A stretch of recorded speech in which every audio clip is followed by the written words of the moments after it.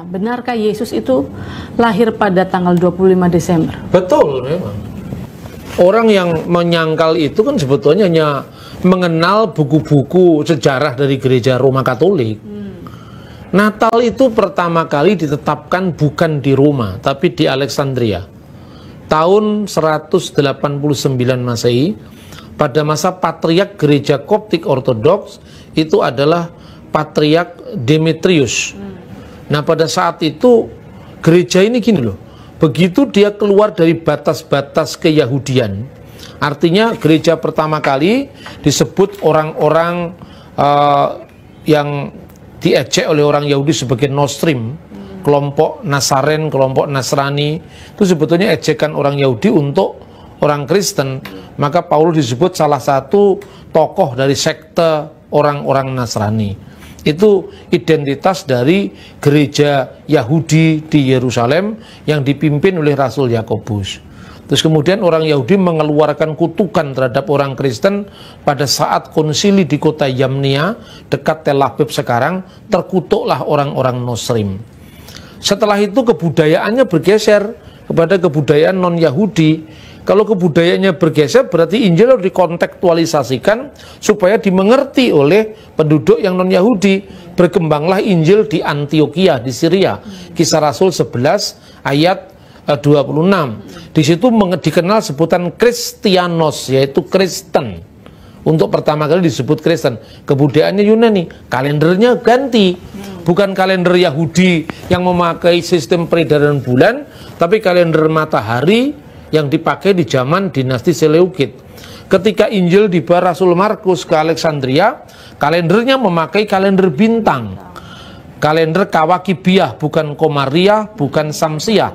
Kalender bintang itu sekarang dikenal di gereja Koptik Ortodok dengan nama Anno Martiri. Kalender yaitu tahun kemartiran. Di situ disebutkan rayakanlah kelahiran dari juru selamat kita itu dalam sebuah dokumen yang dikenal dengan Koptik Didaskalia Apostolorum. Itu dari tahun 189. Rayakanlah kelahiran Tuhan kita tepat tanggal 29 bulan Mesir keempat atau bulan Kiyah, atau tanggal 25 bulan Ibrani ke-9. Bulan Ibrani ke-9 itu bulan Kislev. Nah, bagaimana bisa menentukan itu? Itu dari Alkitab. Di Alkitab dikatakan bahwa Zakaria itu membakar ukupan, ya, mendapatkan giliran membakar ukupan. Saat itu dia membakar ukupan itu dia mendapatkan tanda bisu. Waktu itu Zakaria di rombongan Abia. Rombongan Abia itu menurut 1 Tawarik pasal 24 ayat 7-19 adalah rombongan ke-8. Berarti Zakaria itu dari mewakili golongan Abia itu membakar ukupan pada perayaan yang namanya sebetulnya perayaan Yom Kippur. Itu kira-kira bulan September. Kenapa bulan Yom Kippur? Karena semua puak Israel kumpul di Yerusalem, di Bait Allah. Itu menunjukkan itu perayaan Yom Kippur. Yang kemudian Lukas pasal 126, 6 bulan setelah malaikat menemui Zakaria di perayaan Yom Kippur itu, dia bertemu dengan Maria di Nazaret. 6 bulan setelah bulan Tisri, karena Yom Kippur itu dirayakan setiap bulan Tisri. 6 bulan setelah bulan Tisri itu bulan Nisan. Bulan Nisan itu kira-kira Maret. Makanya sebelum bapak-bapak gereja abad keempat yang dituduh katanya Natal itu perayaan Dewa Matahari, dan itu tuduhan yang sama sekali buta sejarah.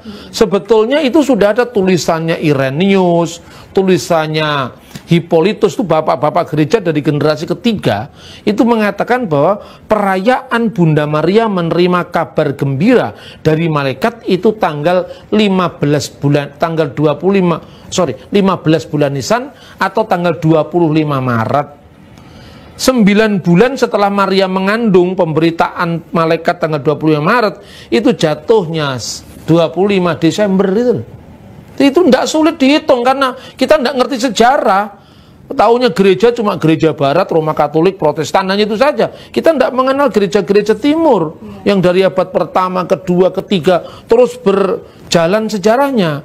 Dan yang kedua, ada tulisannya Yosepus, ahli sejarah abad pertama, dan tulisan dokumen Yahudi yang dikenal dengan Megillot Ta'anit. Dalam Skolia atau pengantar Megillot Ta'anit itu, kenapa orang Yahudi mesti berpuasa tanggal 9 Ab, Tis'a B'Av? Karena waktu itu bait Allah dihancurkan katanya. Katanya dokumen Yahudi. Dokumen ini dari tahun 160 Masehi. Nah, kenapa kok bait Allah dihancurkan? Karena Tuhan marah dengan umat Israel. Dan waktu bait Allah dihancurkan tanggal 9 bulan Ab itu kira-kira Agustus.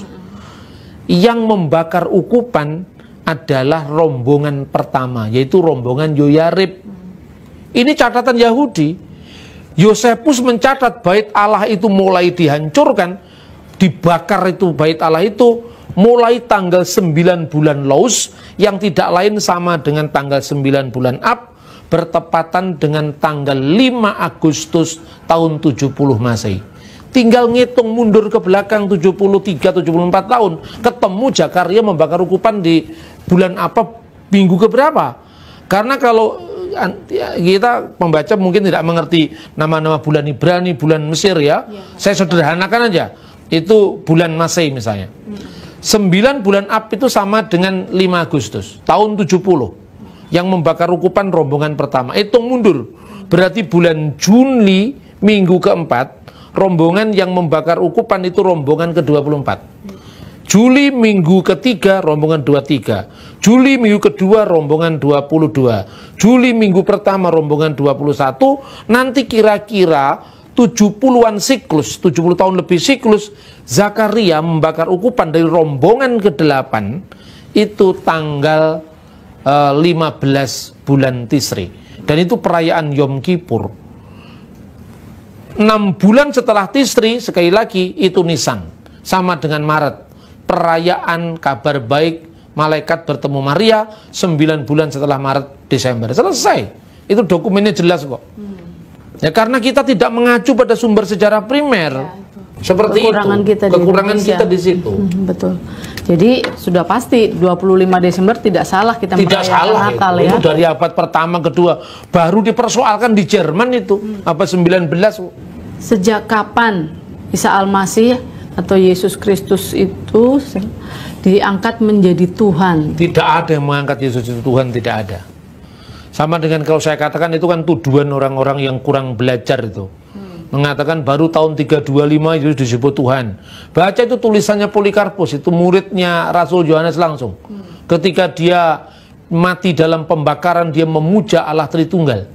Kepadamu Bapa Surgawi, dengan imam besar surgawi, yaitu putramu terkasih Yesus Tuhan kami dan Roh Kudus, kemuliaan bagimu sekarang dan selama-lamanya. Dia mati dalam kesahitannya, dan itu terjadi tahun 156 Masehi.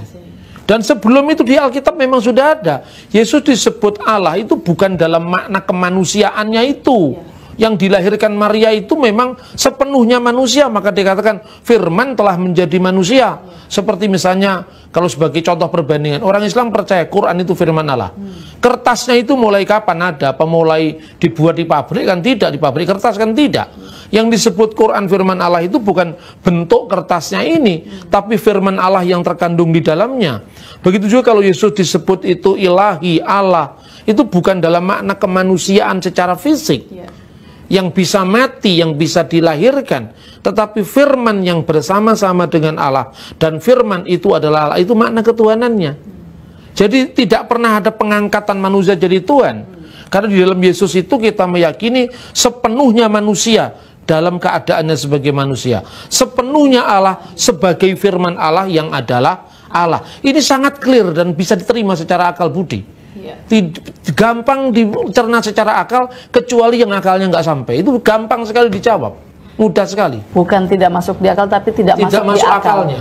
Bukan tidak masuk di akal, tidak masuk di akal mereka. Iya, Mbak, terima kasih banyak untuk beberapa jawaban yang sudah bisa kita sampaikan.